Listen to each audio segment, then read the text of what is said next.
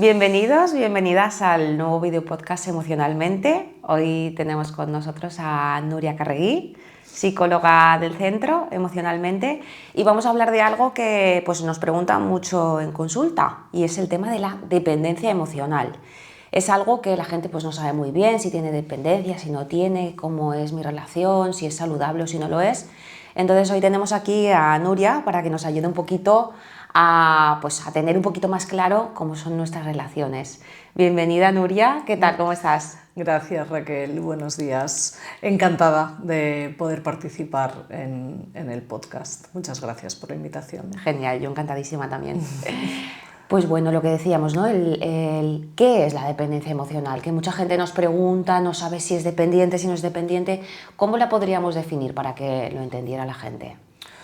Pues en realidad la dependencia emocional se basa en la necesidad que tiene el ser humano de sentirse y saberse amado, ¿no? Creo que es una necesidad básica que todas las personas tenemos, pero se genera dependencia cuando esto lo vinculamos a una persona, especialmente en la mayoría de las ocasiones es en la pareja, ¿no?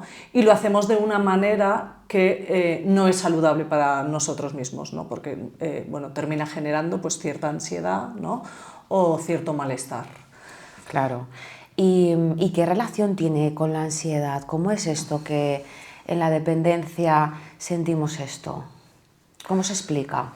Bueno, si el ser humano necesita sentirse amado, porque esto es como una base en nuestro valor, ¿no? O sea, las personas somos válidas en función de ser aceptadas y amadas por la sociedad, pues cuando sentimos que esto está en riesgo, podemos tener ansiedad, ¿no? Si sentimos que cabe la posibilidad o estamos en el peligro de no ser aceptados por esta sociedad, o bien en un grupo de amistades, o bien en la pareja, pues esto genera un estado de alarma, ¿no? Podríamos decir. Con lo cual, cuando hay dependencia emocional, de alguna manera, el miedo a no ser aceptada o no ser querida, ¿no? La visión continua de esa posibilidad, de alguna manera, nos hace generar estados de ansiedad. Por otro lado, podemos decir que a veces sucede justo al revés, que las personas podemos tener una base ansiosa y es desde esta base cómo nos relacionamos con las personas y en especial con nuestra pareja, ¿no? La ansiedad nos hace vivir en un estado de cierto peligro, ¿no? Cierto miedo. Cuando el ser humano está en una situación de peligro, no hay mejor manera de protegerse que estar en grupo o en manada.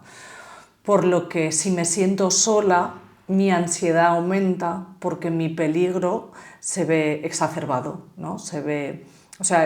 Tengo más miedo a que me suceda cualquier cosa y, por ejemplo, una persona no pueda atenderme, no pueda rescatarme. La dependencia emocional en este sentido sería aquella necesidad de sentirse salvada, ¿no? Claro, ese reflejo que viene en nuestro código genético, en esa herencia que nos ha hecho sobrevivir. La ansiedad no es mala ni es buena. La ansiedad ha hecho que lleguemos a donde estamos ahora mismo como especie. Y lo que comentabas, el permanecer en grupo, ha hecho que la especie sobreviva. Entonces es algo que lo llevamos innato, esa necesidad de pertenecer, de estar en un grupo. ¿Qué pasa? Que la sociedad actualmente ha cambiado mucho respecto a cómo sobrevive, ya no tenemos esos peligros físicos con los que nos encontrábamos, pero sí que existe una necesidad social de vincularnos con grupos, de trabajar en un entorno donde somos aceptados y somos validados, y también, como decíamos, en esa relación tan importante para nosotros que es la pareja, que es el más íntimo de todos. Entonces, aquí es donde está la duda, ¿no? Hay perfiles de personalidad que tienen más propensión a ser dependientes emocionales, tiene que ver más con la vulnerabilidad de momentos concretos en la vida. ¿Qué opinas sobre esto? Bueno, pues se pueden dar ambas cosas, ¿no? Podríamos decir que las personas con cierta ansiedad basal pues tienen un factor de riesgo añadido, ¿no? O las personas que han tenido vínculos más conflictivos en su infancia, ¿no? pueden tener más riesgo de sufrir dependencia emocional en la edad adulta, pero sin embargo es verdad que en muchas ocasiones son personas que se han trabajado, ¿no? Que han hecho un trabajo de crecimiento personal, con lo cual el factor de riesgo se domina y no tiene el por qué desarrollarse ninguna dependencia emocional. Pero es algo que nos puede suceder a cualquier persona en momentos de vulnerabilidad, en situaciones donde tenemos grandes cambios o muchos pequeños cambios, ¿no? Y necesitamos ese apoyo. Un apoyo moral, un apoyo físico también, sentirnos queridas, sentirnos amados. Y bueno, pues en ese momento el vínculo puede empezar a dejar de ser tan sano como lo ha sido hasta entonces, ¿no? Y generar un poco más de necesidad o ser un vínculo más ansioso. Con lo cual todas las personas podemos estar en esta situación, pero sí que es cierto que todas las personas, incluso los perfiles que puedan tener más factores de riesgo, pues bueno, pueden aprender a gestionar la ansiedad y la dependencia de cierta manera para tener vínculos sanos, tanto con su pareja como incluso con sus amistades, ¿no? Que muchas veces también esta dependencia emocional también se genera con amistades, no únicamente sucede con parejas. Claro, es muy importante el cómo me regulo yo, porque al final, si yo no me sé regular, lo que busco al final en ti es que tú me ayudes a sentirme calmada y sentirme a salvo. Y solo me siento a salvo y calmada cuando estoy contigo o cuando tú me calmas. Yo ahí utilizo un concepto que es el novio de Diazepam o la amiga de Diazepam, que es la que te calma y que, bueno, que obviamente todos nos vamos a sentir más cómodos y más acompañados, pero que solo pueda calmarme y regularme cuando estoy contigo o cuando tú me calmas a mí, ahí es donde está este peligro. Y me parece muy interesante, ¿no?, cómo podemos estar en una relación no dependiente, pero en ciertos momentos de nuestra vida, por circunstancias, nos podemos volver o tener ciertas temporadas de cierta dependencia, y cómo parejas o personas que tienden hacia la dependencia pueden trabajarse. Entonces esto no es estático, sí que hay una predisposición por los vínculos que hemos tenido, sobre todo en la infancia, pero no es inamovible, nos condiciona, pero podemos trabajar sobre ello, y esto es un poco lo que abogamos en terapia, que podemos vincularnos y que podemos relacionarnos cada vez de manera más saludable. Y también con todo esto, ¿no?, de que estamos hablando, de la ansiedad, de los vínculos que me generan cierta incertidumbre, ¿esto cómo crees que se refleja en el cuerpo? ¿Cómo se somatiza? Bueno, pues bueno, esto tiene un abanico muy amplio, la verdad. Pero no deja de ser sintomatología ansiosa, ¿no? Tensión muscular, aceleración cardíaca, rumiación, pensamientos intrusivos, ¿no?, que no desaparecen fácilmente. Y después también genera, más allá de la sintomatología física, que puede derivar en enfermedades más a largo plazo, en patologías más a largo plazo, como bruxismo, jaquecas, problemas de digestión, etc. Más allá de eso, también termina afectando a otras áreas psicológicas de la propia persona, es decir, a su autoestima, a su autoeficacia, a su locus de control, ¿no? Todo esto son palabras que utilizamos mucho también en terapia, porque es necesario que las personas las conozcan, ¿no?, y que demos esta psicoeducación que hablamos en algunas ocasiones, que es tan importante. Desde conocer la sintomatología hasta conocer los propios pensamientos intrusivos, que pueden ser los que están generando, ¿no?, un poco más de ansiedad, sumada al hecho de sentirme sola o verme en peligro, hasta, bueno, pues eso, hasta cómo a lo mejor mirando hacia atrás pues veo que era una persona mucho más segura, ¿no?, y de repente ahora me encuentro en una situación, lo cual también es importante, ¿no?, identificarse un poco en otro momento de la vida, para identificar también a aquellas personas que les sucede en momentos de vulnerabilidad, ¿no? Pues como hace 5 años o hace 2 años, ¿no?, tú te sentías en este ambiente. Claro. Es curioso porque algunas personas dicen, es que cuando estoy soltera o soltero estoy bien, pero es empezar una relación y ya empieza mi ansiedad.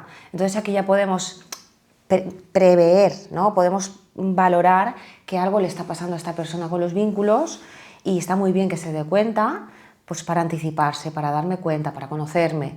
Ha habido una palabra que has dicho que me gustaría que nos la pudieras explicar un poquito más y es el locus de control, porque las otras palabras sí que a lo mejor las conocemos más, pero ¿qué es el locus de control? El locus de control es la sensación que tenemos sobre el control de nuestras vidas. O sea, que yo tenga la sensación de que el control de mi vida lo tengo yo, es como si dijéramos las riendas, ¿no? Las personas que tienen ciertos niveles de ansiedad, ¿no? O que estamos en etapas más ansiosas, normalmente tenemos la sensación de que el locus de control está fuera. Es decir, yo no llevo las riendas de mi vida, no controlo mi vida porque no sé autorregularme, ¿no? Esto es algo que también alimenta mucho la ansiedad. Y en muchas ocasiones encontramos en terapia que el problema está en que no tengo un locus de control interno, no tengo la sensación de que controlo mi vida, o incluso que quiero tener un control de locus externo, ¿no? Es decir, quiero controlar cosas que están fuera de mí, ¿no? Sobre las que yo no tengo el control, y cada vez que veo que eso no es posible me frustro, generando más ansiedad y más malestar. Entonces es importante identificar, porque no todo el mundo, ni en todas las áreas de la vida, tenemos un locus de control interno o externo, Claro. ¿no? Y este también puede ser más estable durante un tiempo, más inestable en momentos de vulnerabilidad. Claro, yo ahí hago la metáfora de piel para adentro y de piel para afuera. Cuando buscamos, quiero que él piense que, o quiero que él sienta que esto está piel para adentro o piel para afuera. Claro. Pues esto está piel para afuera. Pues ahí no tenemos el control. Incluso no tenemos el control también de piel para adentro. Tampoco tengo control sobre lo que pienso, sobre lo que siento, pero sí que se puede trabajar sobre ello. Entonces es una manera como de limitar a dónde poner el foco para trabajar. Si lo pongo en lo que está afuera, estoy pues gastando una cantidad de energía ingente con muy pocos resultados. Y también hay algo que tiene que ver con las relaciones de dependencia y es el refuerzo intermitente. ¿Qué es el refuerzo intermitente y qué consecuencias tiene en las relaciones que esta pareja funcione con estos refuerzos? Pues mira, el refuerzo intermitente, las que hemos estudiado psicología sabemos que es una de las maneras que tienen de programar las máquinas tragaperras o los juegos de azar, ¿no? Entonces, esto ya dice mucho sobre cómo puede funcionar el refuerzo intermitente. En realidad es la sensación de placer, ¿no? O que en este caso sería a lo mejor de calma cuando estoy con la otra persona, ¿no? Y un poco la sensación de ansiedad o malestar cuando la otra persona no está. El refuerzo intermitente significa que para quitar mi angustia y mi malestar tiene que aparecer un estímulo, que en este caso sería la pareja, ¿no? Y además que yo en ocasiones no controle cuando la pareja está presente y cuando no está, ¿no? No es lo mismo que yo sepa que solo nos vemos los fines de semana porque vivimos en sitios distintos, trabajamos, etcétera, o si la pareja aparece y desaparece, ¿no? Sin ningún criterio que yo pueda extraer, ¿no? de su comportamiento. Esto hace que mi sistema nervioso esté activo, ¿no? Activándose, subiendo y bajando de una manera pues, poco controlable para mí, y que lo que hace es que esté continuamente enganchada un poco a esa necesidad de que aparezca para calmar mi ansiedad, ¿no? Y para generar un poco esa dopamina que busco en el estado, ¿no? amoroso o de relación. Pero bueno, totalmente fuera de control, ¿no? Porque de alguna manera, pues eso, que sea intermitente y que no tenga relación con lo que yo hago con esta relación o que yo lo pueda prever, pues no. Toda esa incertidumbre dispara el sistema nervioso Y es un poco la frase de una de cal y una de arena, cuando no sabes muy bien por dónde te van a venir, lo esperas, lo deseas, no viene, y de repente mensaje. Entonces estas sensaciones de montaña rusa hacen que el sistema nervioso genere cierta adicción. Por eso, como decías tú, las tragaperras están funcionando desde este sistema y generan lo que dicen, es que estoy loca de amor, es que tengo muchas ganas de verle, es que, digo, si sientes tanta ansiedad, vamos a ver realmente qué es lo que está pasando en esa relación, porque hay veces que es más ansiedad lo que siento que amor.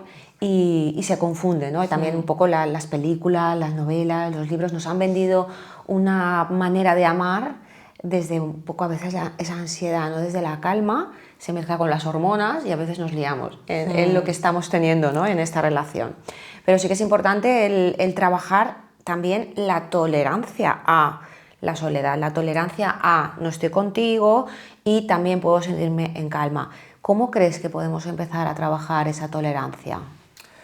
Pues mira, desde luego creo que hay que verlo más como un empoderamiento y una autonomía del ser, ¿no? Del poder actuar, poder existir, poder habitar los espacios sin necesidad de que sea siempre con alguien, ¿no? Y poder disfrutarlos. Entonces, el autoconocimiento es importantísimo. Que yo sepa detectar en qué momentos me pongo más ansiosa, ¿no? o en qué espacios o en qué actividades necesito más compañía y que pueda de manera progresiva ir explorando y descubriendo aquellas cosas en las que me puedo sentir totalmente cómoda y segura estando yo sola, porque a veces también, pues bueno, simplemente nos forzamos a estar en espacios donde no nos sentimos seguras porque tampoco nos sentimos nosotras mismas, ¿no? Conocernos es importante para poder estar tal como somos sin necesidad de intentar mostrar la parte más bonita. Entonces, en consulta, pues bueno, es fundamental trabajar las herramientas que nos ayudan a estar en calma, los espacios que nos dan seguridad y también el autoconocimiento en el sentido de somos personas únicas, ¿no? Y hay cosas únicas de mí que solo conozco yo y que solo puedo aceptar y validar yo también.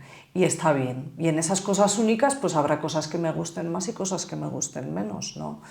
Pero desde luego el reconocer también las que me gustan menos es necesario para poder dar ese paso a mostrarme tal cual soy, sentirme cómoda en un espacio, ¿no? Sin necesidad de que alguien vaya haciendo de guía. Y también el ir exponiéndonos a ciertos lugares o a ciertas actividades que pues me dan miedo, creo que yo sola no puedo, y empezar a regularnos a pequeña escala, es decir, no que cada mínima cosa que me pase busque la llamada de una amiga, busque la llamada de una pareja para poder desahogarme y así bajar la intensidad. Pues a lo mejor en una escala de 0 al 10 podemos empezar a exponernos a situaciones que nos generan una incertidumbre o un malestar de 2, 3 y decir, vale, pues venga, ¿cómo puedo hacer para regularme? Aprendo una herramienta y después la pongo en práctica. ¿Para qué? Para ir habituándome a esta autorregulación. No podemos pretender que yo me he pasado muchísimos años de mi vida siempre teniendo a mi pareja para contarle cualquier cosa que me abruma y de repente algo que me está abrumando voy a decir, no se lo voy a decir porque me tengo que autorregular. Esto me puede generar todavía más ansiedad. Bueno, pues me doy cuenta de que este pequeño contenido que es manejable para mí, no voy a buscarle para regularme y lo voy a hacer yo, pues me pongo las zapatillas, me doy 4 vueltas a la manzana, me voy a la playa, me siento un ratito a leer un libro. Y son herramientas que tenemos todos muy a mano, pero necesitamos conocer cuáles son las que nos funcionan, porque a uno le puede funcionar irse a caminar y a otro leer y a otro algo totalmente distinto. Y para eso tenemos que experimentarlo. La terapia tiene una parte que es la que estamos hablando, ¿no? Lo que conocemos de cómo funciona el cerebro humano, pero también tenemos que ver que cada persona le va a funcionar unas herramientas distintas de autorregulación y no generalizar, porque esto puede generar mucha frustración. Una persona que dice, ay, pues mira, es que yo escuché en un podcast que había que leer, se sienta y no está concentrado, se pone todavía peor. Entonces, Sí. por eso es importante ir escalando, ir experimentando y saber que a mí en este momento me sirve esto. ¿Y cómo crees que podemos empezar? Imagínate que hay alguien que está empezando con una relación, conoce a un chico, conoce a una chica y empieza a sentir un poquito de ansiedad porque no sé si me contesta, si no me contesta, y esto a mí me hace querer saber ya si somos novios, si no somos novios, qué vamos a hacer. Y esta ansiedad, ¿cómo crees que podemos ir afrontándola para que esos primeros meses, esos primeros pasos en una relación sean lo más saludable posible? Pues en principio no dejar de lado otras fuentes, ¿no?, de bienestar que tenemos en la vida, que a veces creo que es el error que cometemos, ¿no? Está muy bien el enamoramiento, ese momento y ese tiempo en el que pasarías 24/7 con esa persona, Sí, sí. ¿no? Pero bueno, es poco factible y al final, pues bueno, es poco saludable también que una persona cargue con todo el peso y toda la responsabilidad de nuestra felicidad y nuestro bienestar, ¿no? Entonces, por un lado esto, y luego por otro lado, sin duda, pasar más a la acción y un poco menos a la rumiación, que esto también es algo que nos sucede mucho, ¿no? El estar mirando el móvil, como tú bien decías, a ver si me dice... Pues a veces lo que tenemos que hacer es, cuando nos apetece hablar con la otra persona, dar el paso de hacerlo sin esperarnos de una manera pasiva detrás de la acción del otro, ¿no? Y estar pensando, ¿y por qué no me escribe? ¿O por qué no me dice Claro. algo? En muchas ocasiones es esta pasividad la que nos está generando la ansiedad mientras pensamos en miles de escenarios. Y cuando damos el paso de decir o proponer, hey, quedamos para tomar un café, pues mira, sucede y ya está. Y ahí desaparece. Tener una relación sana pasa un poco por darse cuenta también de cómo reacciona mi cuerpo Claro. en muchas situaciones, ¿no? Y un poco lo que tú decías antes, cuánto puede ser necesidad o ilusión por estar con esa persona y qué parte de esto simplemente es yo tengo ansiedad y estoy buscándole, ¿no?, como un amuleto que me protege de ese malestar, más allá de si estoy a gusto con esta persona o estoy disfrutando del momento. Entonces es importante ir regulando estas cosas, ir identificándolas y sobre todo disfrutar de momentos propios de autocuidado también, ¿no? Claro. Y en referencia a esto que decías, que me imagino un montón de escenarios, hicieron un experimento y lo que hicieron fue decirles a un grupo de personas que escribieran qué era lo que tenían miedo que pasara de aquí a 12 meses. Hicieron todo su listado y a los 12 meses les volvieron a decir que volvieran a revisar todo lo que habían escrito hacía un año. ¿Tú sabes el porcentaje de cosas que habían pasado de verdad? Un 3% de todas las cosas que habían escrito que les preocupaban, que podían pasar en los próximos 12 meses, solo había sucedido un 3%. Entonces nos estamos encontrando con que fantaseamos con universos paralelos y que la mayoría de ellas nunca suceden. Y sufrimos por ello, porque un pensamiento genera unas sensaciones, genera una reacción física en el sistema nervioso. Tenemos que tener mucho cuidado porque pensar y fantasear no es gratis para el sistema. Y tener cuidado también con esto, ¿no?, con todas las fantasías que monto, tanto en positivo, imaginándome que esto va a ir hacia una relación que se afiance, como en seguro que no vamos a ir a ningún sitio, va a pasar no sé qué. Entonces, Sí. toda esta fantasía también hay que saber reconocerla para poder un poco confrontarla y bajar la tierra. Sí, porque además en no pocas ocasiones esta fantasía es el motor de nuestras decisiones, ¿no? Y terminamos tomando las decisiones desde el miedo en lugar de desde la ilusión y la motivación por aquello que buscamos y queremos, ¿no? Sino un poco pues evitando el sufrimiento. Y bueno, pues muchas veces, como bien dices, no hay sufrimiento que evitar porque al final es un 3%, ¿no? Claro, claro. Y aprender a sostener esa incertidumbre de los primeros Sí, meses. sí, sí. Como mensaje final, ¿qué decimos? ¿Cómo podríamos hacer como un eslogan, una frase, un mensaje de la dependencia emocional? Bueno, pues que los seres humanos somos dependientes unos de otros, pero relacionarnos de una manera que siempre nos sume y que nos ayude a crecer y avanzar y no a quedarnos pequeñitos, ¿no? Creo que es lo más importante. Muchas gracias. Muchas gracias por tu mensaje final. Gracias a ti. Y como siempre, hacemos nuestra pregunta a todos los participantes y que es, ¿qué significa para ti la palabra emocionalmente? Vaya, pues mira, para mí más que un significado tengo una reflexión acerca de ella y creo que es que en los últimos años le hemos dado mucha importancia a la mente, ¿no? Y sin embargo hemos dejado un poco de lado la parte emocional. Así que la unión de estas dos pues me parece fantástica porque creo que desde lo mental también tenemos que atender a lo emocional y poder entender cómo nuestras emociones nos ayudan y nos influyen en nuestro día a día y en nuestro bienestar. Muchas gracias, Nuria, por haber participado, Gracias a ti. por tu sabiduría y tu saber estar. Espero que os haya gustado mucho nuestro podcast. Aquí estaremos para seguir hablando sobre psicología y sobre emociones. Os espero en el próximo capítulo.